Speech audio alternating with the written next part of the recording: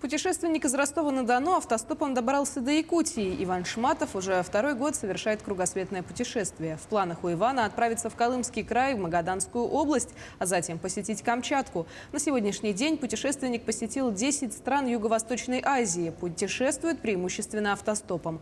Якутию посетил впервые, на днях увидел комплекс царства вечной мерзлоты и Кангаласский мыс.